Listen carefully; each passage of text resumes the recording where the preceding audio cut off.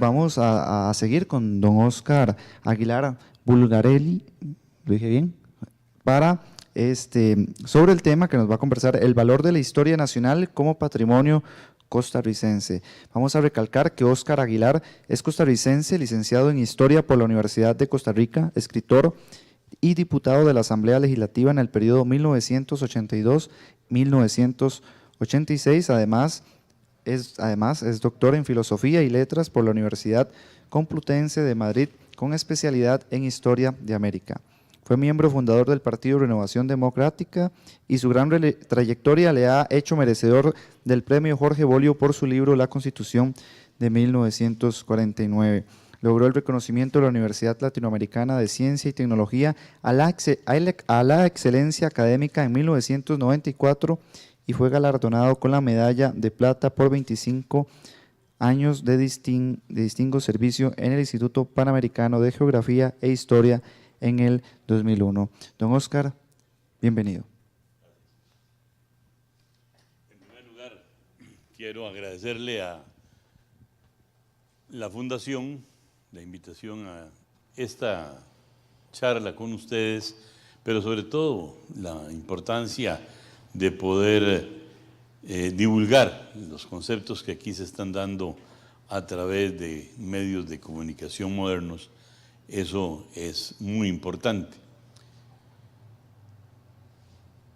Escuchando a mis dos colegas que me antecedieron, recordaba cuando anoche estaba viendo por Canal 13 un documental que grabamos hace como 15 días, al cual fui invitado, sobre cómo se hizo la serie de Marcos Ramírez. Y anoche pensaba que si tenía que escoger algo que reflejara la destrucción de nuestra historia y nuestro patrimonio, yo escogería la serie Marcos Ramírez. ¿Por qué? Porque Marcos Ramírez nos presenta la destrucción de dos cosas importantísimas. Uno, la destrucción de la obra misma, Marcos Ramírez. Cuando esta obra, en vez de seguirse leyendo en los colegios para que se conociera nuestra tradición, hoy se cambia para que se lea Superman, uno dice como que el patrimonio cultural costarricense ha sido apuñaleado.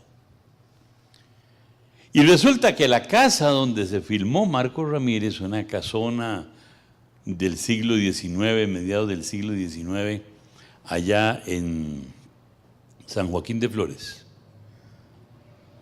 había sido declarada Monumento Nacional,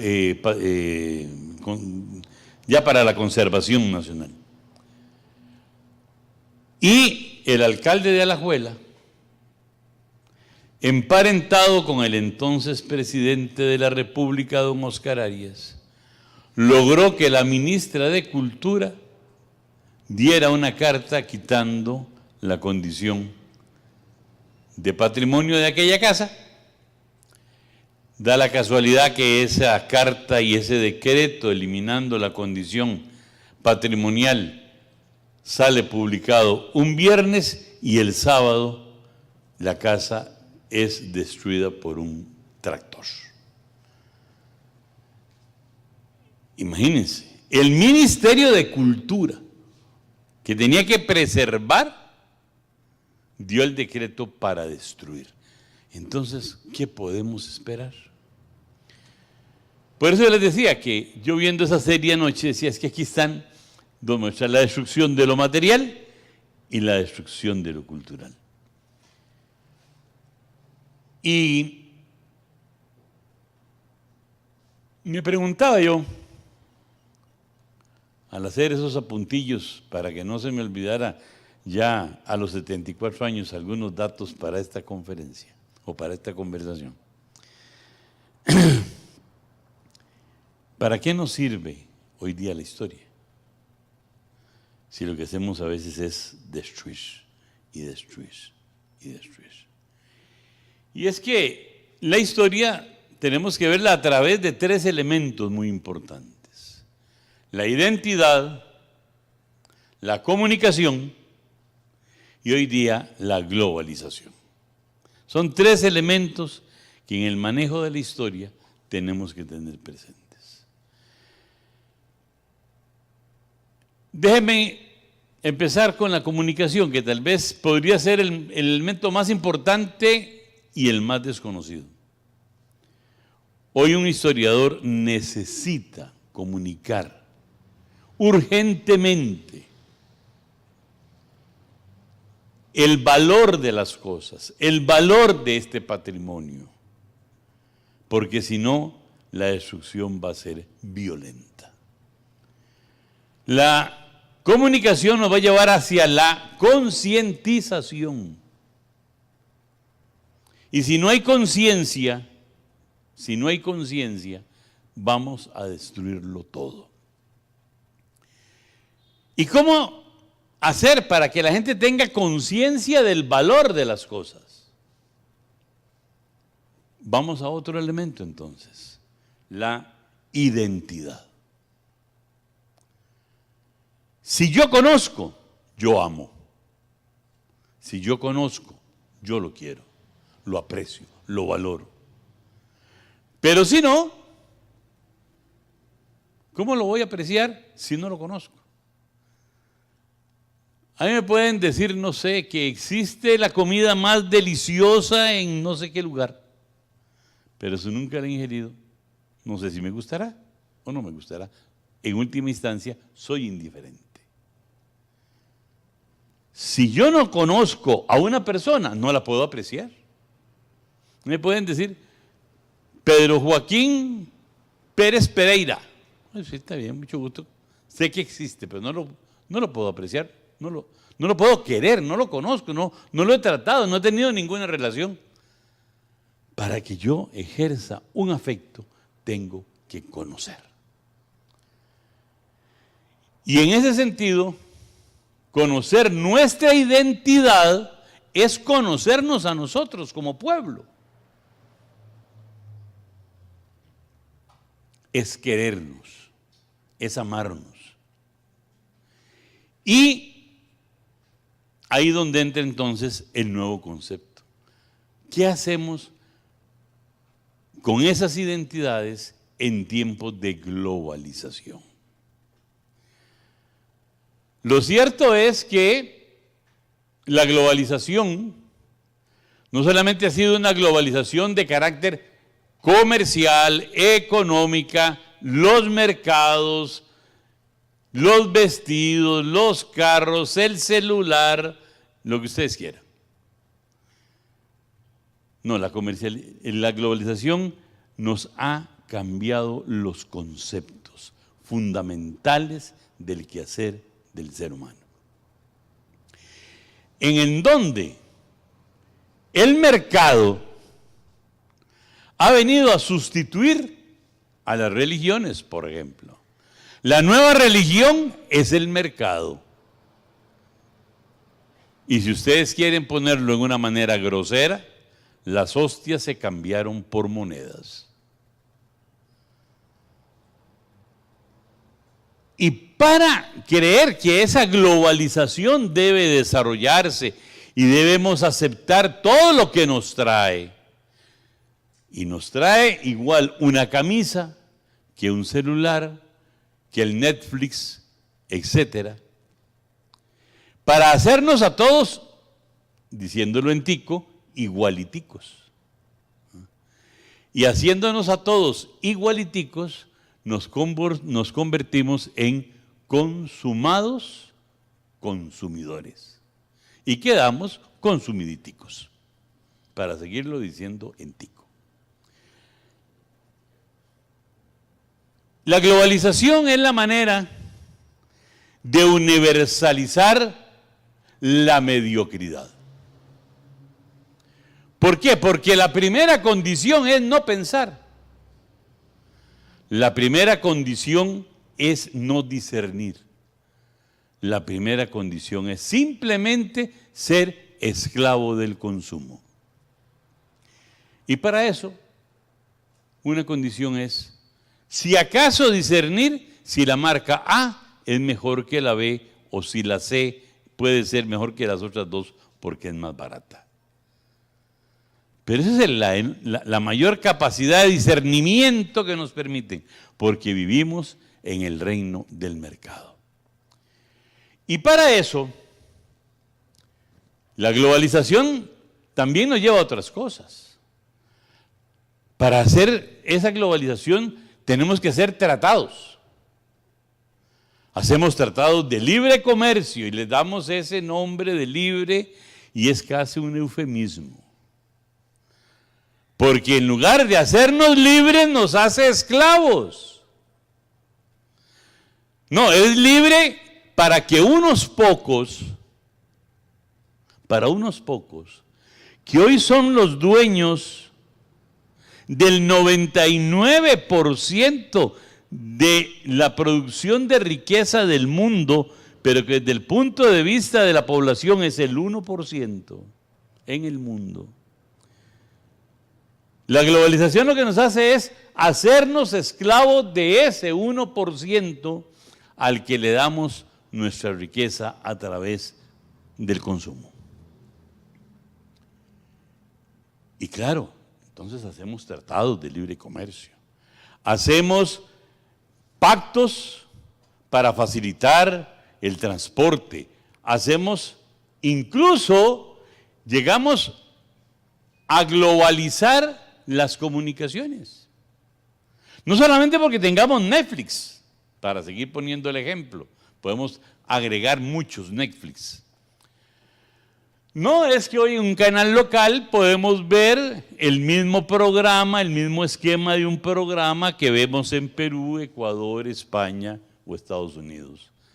Y todos bailan muy bonito, pero bailan el mismo son. El son de una comunicación mediatizada. Y para esto,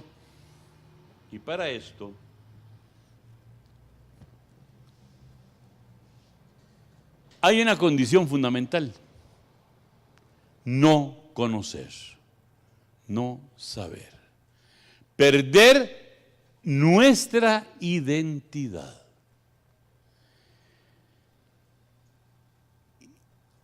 Y para perder la identidad, lo primero que hacemos es aceptar. Oigan qué palabra más triste voy a decir. Aceptar que desconozcamos nuestra historia. Entonces, si no conocemos nuestra historia, ¿cómo vamos a valorar lo que somos? Y si yo no conozco y no valoro lo que somos, qué fácil es vendernos. Si algo viene contra mis principios, contra mi creencia, contra mi identidad, yo automáticamente, ¿qué hago? Lo rechazo. Pero si no lo conozco, si no lo valoro, pues igual que se vaya. Por eso, cuando hablamos de patrimonio, yo siempre tengo presente una frase que dijo el Papa Francisco cuando era obispo. Dice: en cambio, la patria es el patrimonio de los padres, lo que hemos recibido de quienes la fundaron. Son los valores que nos entregaron en custodia, pero no para que los guardemos en una lata de conserva, sino para que con el desafío del presente los hagamos crecer y los lancemos hacia la utopía del futuro. Si se pierde la patria, no se recupera. Ese es nuestro patrimonio. Claro. ¿Cuántas veces no decimos cuando vemos a una persona arruinada que botó su herencia? ¿Qué decimos? Perdió su patrimonio. Es que botó el patrimonio que heredó. Botó lo que le heredó el papá, la mamá, la familia. Y entonces olvidamos que patrimonio es eso, lo que heredamos de nuestros antepasados. Y que como dice el Papa, también el patrimonio es la patria. Por eso, si nosotros conocemos cómo se formó nuestra patria, valoramos la formación de una serie de valores fundamentales que nos distinguen como pueblo. Se ha dicho que en la época de la globalización casi es un pecado mortal hablar de región, hablar de país, hablar de la individualización. Recuerdo que aquí como anécdota, cuando en el 98 volví por segunda vez a dirigir el Canal 13, el CINAR, pusimos una frase, orgullosamente nacional. Y recibí la llamada, yo tengo la mala costumbre que digo los nombres, de un señor de apellido de Alberto Dent, que era asesor del presidente. Me dice, oiga, ¿cómo se le ocurre poner orgullosamente nacional en el momento en que lo que vale es eliminar las diferencias? Aceptar la globalización, eso va contra los criterios y las políticas modernas. Y ahí es donde estaba precisamente el tema. ¿Queremos ser iguales o queremos ser diferentes? ¿Queremos valorar el pertenecer al mundo por lo que nos diferenciamos o queremos simplemente ser la último pelo de la cola del ratón para que todos seamos iguales?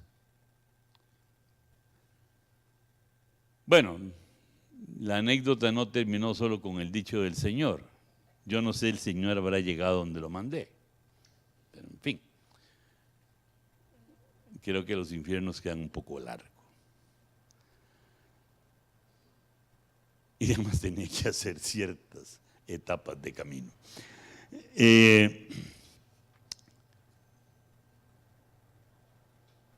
El historiador, por lo tanto, hoy día tiene un papel determinante, violentamente importante. Cuando escuchaba a mi querido colega, coincidía con muchísimas cosas de lo que señalaba con respecto a la influencia en las etapas de la historia. Y por ejemplo nos hablabas de esa etapa positivista hacia finales del siglo XIX, como en efecto lo fue, y que no fue un hecho aislado de Costa Rica, sino que realmente fue todo un periodo del positivismo que se da en América Latina, donde aparecen una serie de organizaciones privadas de carácter intelectual que impulsaron las nuevas ideas, y muchas obras, las grandes obras, precisamente de las dictaduras que se desarrollan a partir de esas ideas, es una de las características. Dejan ferrocarriles, dejan teatros regados en todo el territorio latinoamericano. En Costa Rica nos dejaron el ferrocarril, nos dejaron el teatro. Y gracias a Dios, porque si no yo no estaría aquí, no hubiera venido mi abuelo con el ferrocarril. Pero lo que quiero decir entonces es que el historiador de hoy tiene una misión muy importante. No es simplemente concretarse a contar los hechos que sucedieron, bien sea de carácter económico, bien sea de carácter político, bien sea incluso de la construcción de una obra, sino que tiene que coger esa obra, ese hecho, y ponerlo en un enorme entorno. Y entonces hoy hablamos de la historia de las mentalidades. Y un historiador que hoy día esté fuera del análisis de las mentalidades no podría entender jamás lo que nos está pasando en el mundo. Porque nuestro desarrollo de hoy es no solamente el producto de una decisión política o económica, es la suma de una serie de elementos económicos, sociales, políticos, culturales, etcétera, deportivos. ¿O ustedes creen que la idea de que el campeonato mundial pase de 32 equipos a 46 es una decisión deportiva? No, es una decisión política y económica que tiene un costo importantísimo en las comunicaciones. No es que más van a ir a patear la bola, no, es que cada patada de esa bola va a costar más ahora. Entonces, quien no entienda eso, no puede entender por qué es fundamental que nos conozcamos. Que nos conozcamos. Y para conocernos, tenemos que estudiar la mentalidad. La mentalidad lo que nos va a decir es por qué tomamos ciertas decisiones en un determinado momento y cómo piensa la sociedad en ese determinado momento. ¿Por qué la sociedad costarricense decidió hacer el Teatro Nacional? Lo dijiste muy bien. Porque había una serie de condicionamientos económicos, políticos, ideológicos, que hacía que la gente con un poder tuviera la necesidad de esa infraestructura, que no era una infraestructura de carácter material, era una infraestructura que necesitaba de carácter mental, intelectual, social, económica, de representatividad. ¿Y eso quién lo determinaba? El sector dominante de la sociedad. ¿Quiénes son hoy esos sectores dominantes? Yo acabo de terminar un librito.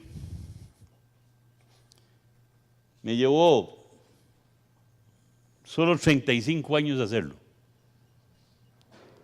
Se llama Costa Rica, dictadura mediática o tiranía en democracia. ¿Qué digo en síntesis en ese libro? Que nosotros somos la víctima de los que influyen en forma determinante en los medios de comunicación para que nosotros pensemos y hagamos lo que ellos quieren que nosotros pensemos y hagamos. Es más, permítanme leerle solo una frase, no lo va a leer el libro, no se preocupen. Una frase que está aquí, que a propósito la puse aquí en la contratapa. Dice, los dueños de los medios de comunicación tenían dos intereses primordiales. Y cuando digo medios de comunicación, si quiere trasladarse al Teatro Nacional, hablemos de la gente que influyó para hacer el teatro. ¿Por qué? Porque son los mismos. Los dueños de los medios de comunicación tenían dos intereses primordiales. Uno, la plata. Y el otro, poder e influencia. Trabajé 20 años en el medio dominante de Costa Rica, La Nación. Ellos publicaban un editorial y cambiaban las riendas del país. De verdad tenían influencia y los líderes los consideraban para tomar decisiones. Esto lo dijo una periodista, se llama Janina Segnini, que era la jefe de la Gestapo de la Nación en todos los juicios mediáticos. Y otro señor dice, cuando se descubrió que la información es un negocio, la verdad dejó de ser importante. Y otro que dijo, Nuestro trabajo es dar a la gente no lo que ellos quieren, sino lo que nosotros decidimos que deben tener. O sea, nosotros sabemos, y esto lo dijo un señor Richard Salan, que era el expresidente de la CBS News. O sea, nosotros conocemos lo que los medios de comunicación dicen que debemos tener, y nada más. Pero entonces viene una pregunta, ¿y quiénes son los dueños de los medios de comunicación? Son muchas las personas que influyen. Lo que vemos cada vez que don Nachito nos sale contando una historia, o La Nación en un editorial, son muchos los dueños. No, Henry Pretel es uno, un mexicano de cola larga que vive en Miami. Y en Canal 7, por amor de Dios, no son los picados, son la ABC, la verdadera dueña del Canal 7. Y si acaso entonces, pues algún testaferro puede decir, por aquí vamos. Pero todo eso tiene un grupo muy pequeño que nos dice qué debemos pensar, que está ubicado en las páginas que saca La Nación con las listas de sus asociados. Ahí está el poder. Ahí está el poder. Y les digo todo esto porque volvemos al punto. ¿Qué obligación tenemos los historiadores? Los historiadores tenemos la obligación de dar a conocer nuestro patrimonio. Y cuando hablo de nuestro patrimonio, me parece excelente que demos a conocer, para ponerlo simplemente como ejemplo, el edificio de Correos, o el edificio del Teatro Nacional. Porque vieran que no tuvimos ningún empacho en destruir el edificio del Estadio Nacional. No tuvimos ningún empacho. Y nos trajimos una legión de chinos esclavos a que lo hiciera. Y seamos sinceros, cuando digo chinos esclavos, lo digo con plena conciencia de lo que significa ser chino y ser esclavo. Y resulta que ese estadio lo había construido el pueblo de Costa Rica. Y cambiamos una estructura viejona por hacer alarde ¿de qué? De la globalización, del convenio con China, para que un pequeño grupito de este país haga grandes negocios, a costa de traernos productos de baja calidad que se venden en los automercados del mismo grupo, etc. Sí, el historiador tiene una función muy grave, gravísima. Enseñarle a la gente que su deber es conocer este país. Y es tan grave la misión que tiene el historiador, que me va a perdonar el colega que tengo el placer de estarlo conociendo hoy, y por lo tanto, lo que voy a decir no le cabe, por lo menos por lo que le voy a decir. Son tan ignorantes que no saben la misión que tienen enfrente. Miren, yo pertenezco a la Academia de Historia y Geografía. Pertenezco a la Academia de Ciencias Genealógicas. Trabajé 50 años como catedrático en las universidades. Y yo me pregunto, ¿para qué sirven? ¿Para qué sirven? ¿Saben para qué sirven? Para gastar un puchito, un pelillo del presupuesto nacional. Nada más. ¿Por qué?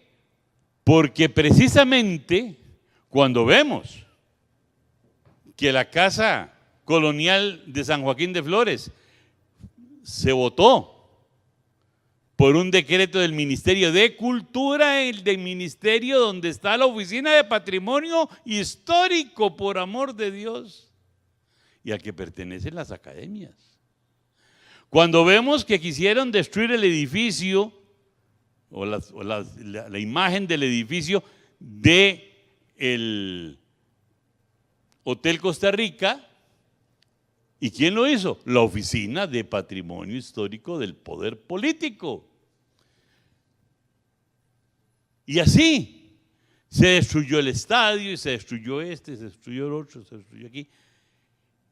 Y el agua o los hechos pasan por estos organismos universitarios, académicos, políticos, como agua de borraja. No pasa nada, no dicen nada. Y les voy a contar un hecho muy grave, para mí muy, muy grave. El desconocimiento de la historia de Costa Rica. Un día de estos estuve analizando los programas de estudio de secundaria. Yo les diría que si yo califico, o si me piden hacer una calificación con un término de cuál es el conocimiento que puede tener un estudiante de 5º año de colegio cuando le den su título de bachiller. ¿Cuánto conocen la historia de Costa Rica? Yo les diría que son supinos ignorantes. Nada, absolutamente nada. Y si nos vamos a la universidad, donde hace unos años, por ejemplo en la Universidad de Costa Rica, habían más de 50 grupos de historia de las instituciones de Costa Rica, y hoy hay 4. Y en las universidades privadas, como esta, no hay ninguno.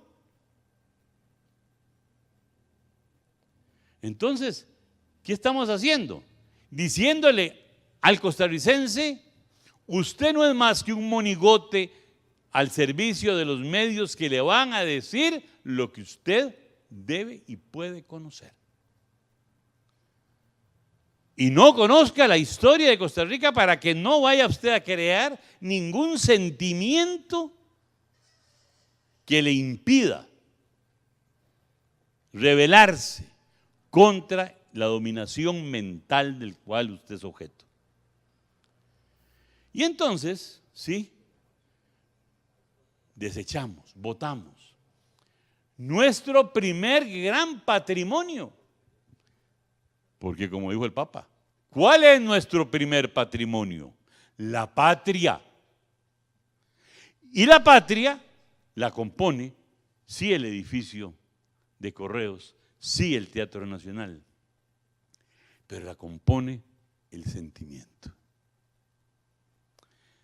La compone el sentirse orgulloso de que le digan costarricense. Eso es lo fundamental. Y para ese costarricense, entonces, créame que si Costa Rica requiriera hoy ser defendida como en 1856, William Walker se mete a este país con un arco de flecha. Porque nos han, perdónenme la palabra, apendejado. Nos han acobardado. Nos han dicho que las cosas tenemos que aceptarlas porque los sectores superiores de este país nos lo ordenan. Un día de estos se cumplieron los 10 años del TLC y todavía la nación tiene la desfachatez de sacar un editorial diciendo que gracias a Dios. Sí, gracias a Dios hoy tenemos más ricos a los ricos y más pobres a los pobres. Y entonces ahí es donde viene la labor del historiador. Porque si el historiador dice, vamos a ver cómo le fue a Costa Rica con el TLC, claro, no fue de maravilla. ¿Cómo creció el PIB? ¿Cómo creció la riqueza? Exportamos más. Hubo más dinero en el país. Sí, pero ¿en manos de quién quedó? Y entonces, si somos más ricos, ¿por qué hay más pobres? ¿Qué es que una explosión de la natividad en Costa Rica? No. Lo que hubo fue más pobres porque ganaron menos dinero. Así de fácil. Y por eso no pueden aceptar que la historia sea conocida. Los historiadores tenemos una misión. Tenemos no que seguir contando la historia de los ganadores. Recuerdo cuando yo, allá por 1965, fui a la Escuela de Historia para presentar mi título sobre el tema del cual quería licenciarme. Y después de un ir y venir sobre varios temas, llegué y dije, quiero hacer mi tesis sobre los hechos de 1948. Estaba en 1965. O sea, hacía 17 años apenas. Y llegó el director de la escuela en aquel momento, don Carlos Meléndez, y me dijo, no, no se puede. ¿Por qué no? Porque usted no tiene perspectiva. No tiene perspectiva histórica para ser objetivo. Lo cierto es que después de mucho discutir, ir, venir, hablar con don Rafael Obregón y tal, me dieron el permiso.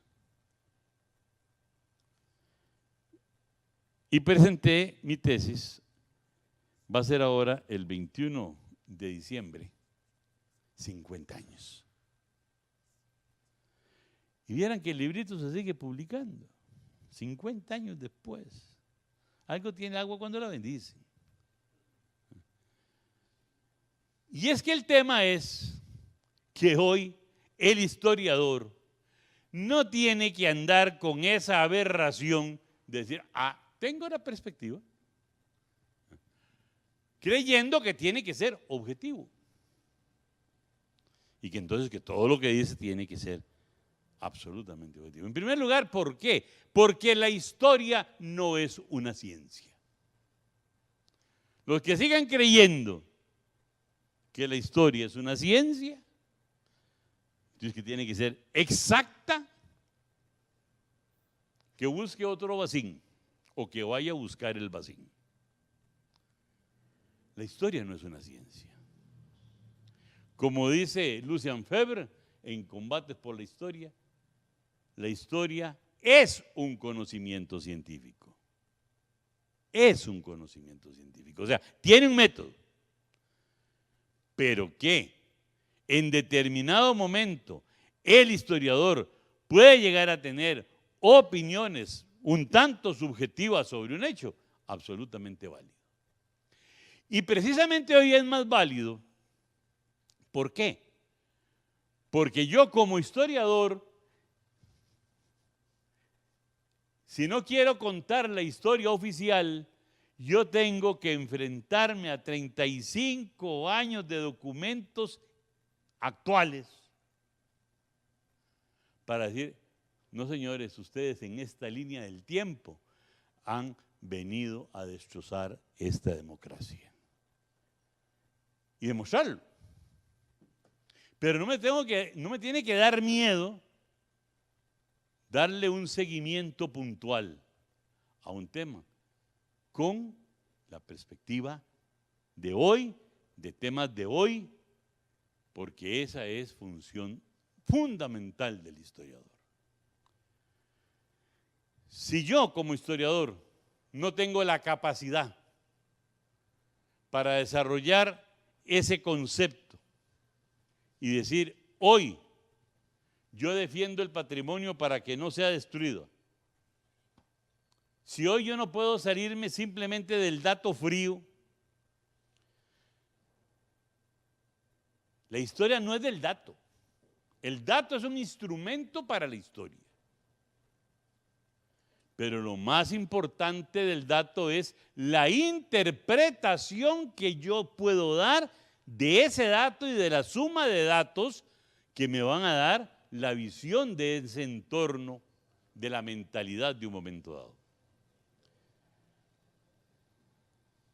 Los medios de comunicación, sí, nos hacen perder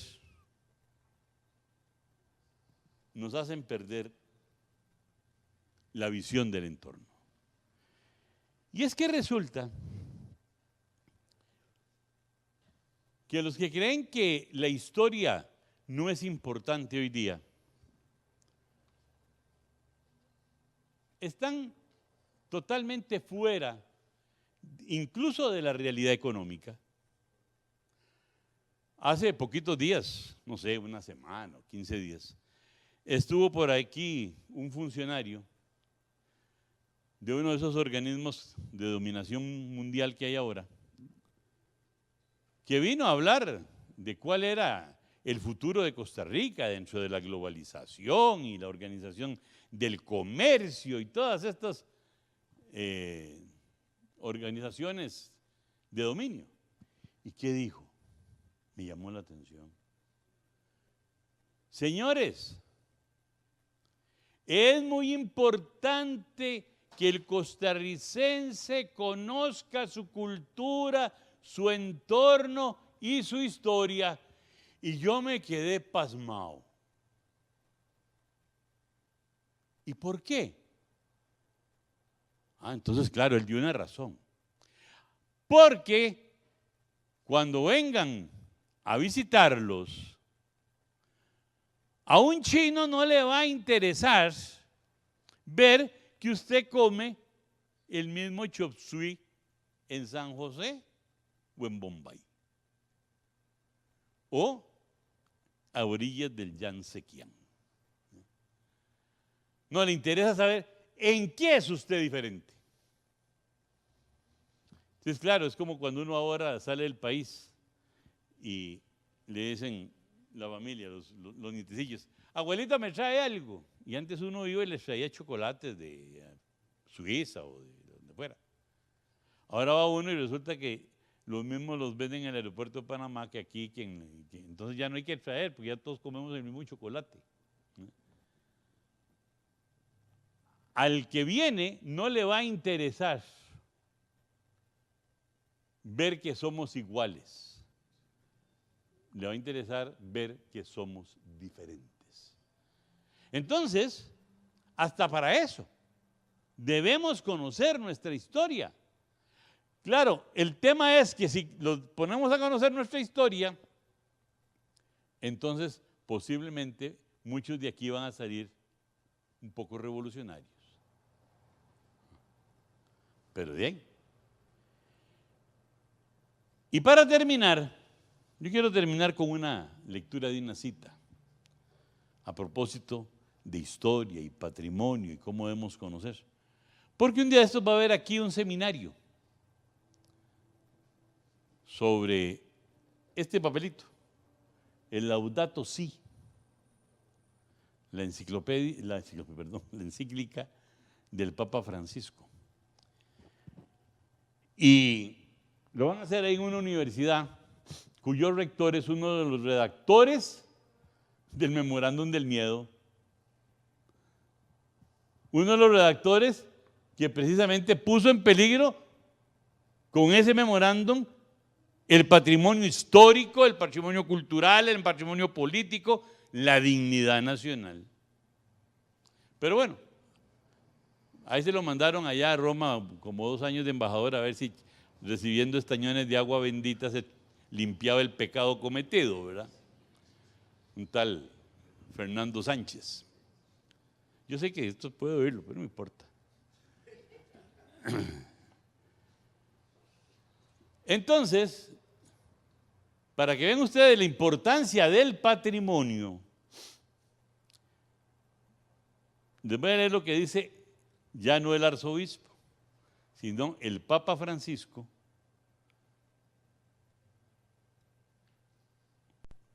sobre este tema. Dice, ecología cultural. Junto con el patrimonio natural, hay un patrimonio histórico, artístico y cultural igualmente amenazado. Es parte de la identidad común de un lugar y una base para construir una ciudad habitable. No se trata de destruir y de crear nuevas ciudades supuestamente más ecológicas, donde no siempre se vuelve deseable vivir. Hace falta incorporar la historia, la cultura y la arquitectura de un lugar, manteniendo su identidad original. Por eso,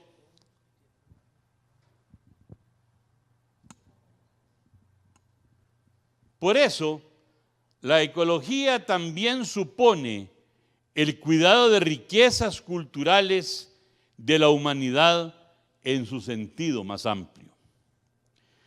De manera más directa, reclama prestar atención a las culturas locales a la hora de analizar cuestiones relacionadas con el medio ambiente, poniendo en lenguaje científico-técnico con el lenguaje popular. En la cultura, no solo en el sentido de los monumentos del pasado, sino especialmente en su sentido vivo, dinámico y participativo, que no puede excluirse a la hora de repensar la relación del ser humano con el ambiente. Entonces, cuando hablamos del patrimonio natural, llegamos a la conclusión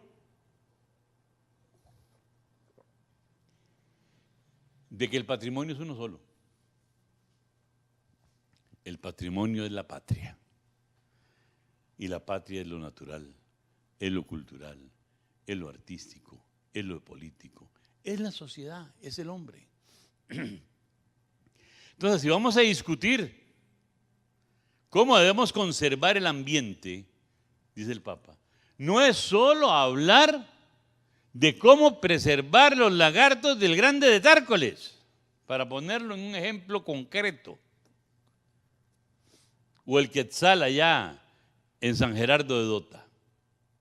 No, es cómo vamos a conservar y preservar el patrimonio histórico, el patrimonio cultural, el arquitectónico. ¿Para qué? Y en otra parte lo dice, para lograr que el ciudadano tenga una verdadera calidad de vida.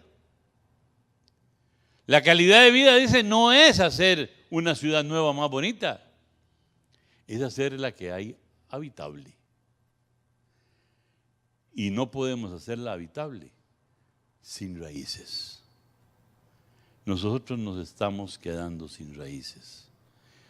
Y precisamente cuando hace un rato les decía que yo pertenezco a todos esos organismos, me cuestiono si sigo perteneciendo a ellos. ¿Sabe por qué?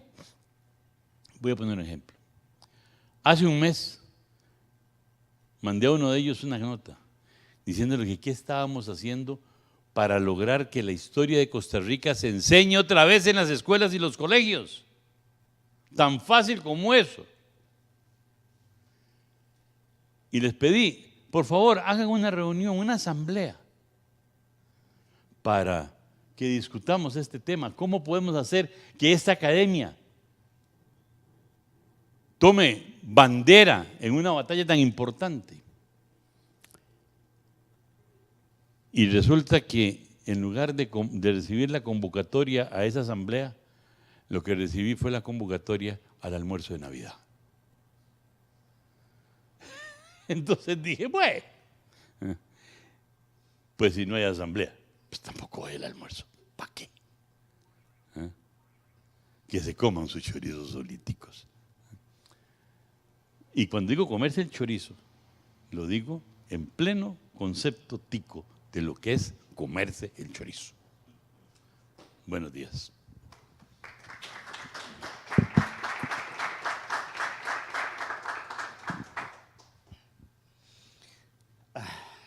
Creo, don Óscar, que su conferencia ha sido espectacular.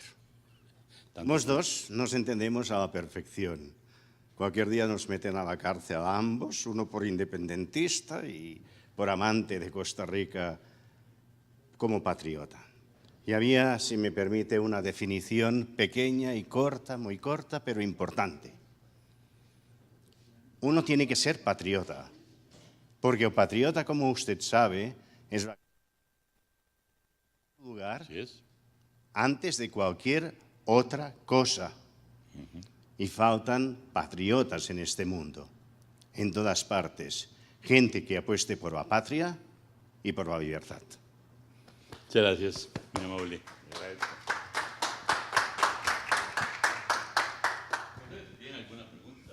Bien, me uno al agradecimiento a don Óscar por esta excelente exposición y en verdad esta variedad de temas, ¿verdad?, que nacen a raíz del valor que tiene la historia para Costa Rica y para nosotros, y muy agradecido, ¿verdad?, a don Óscar y a todos los que en esta mañana nos han acompañado en esta primera sesión de conferencias. Vamos a proceder a lo que es el receso, ¿verdad?, pero no sé si tienen algún tipo de consultas o algo al respecto, sino para pues, cerrar esto, hacer un receso para el almuerzo. ¿No? ¿Seguimos? ¿Don José tiene alguna consulta? Exactamente, vamos a hacer la pausa para a la 1 en punto, pues iniciar la videoconferencia con doña Virtudes. Entonces, cerramos por acá y nos vemos en 1 hora.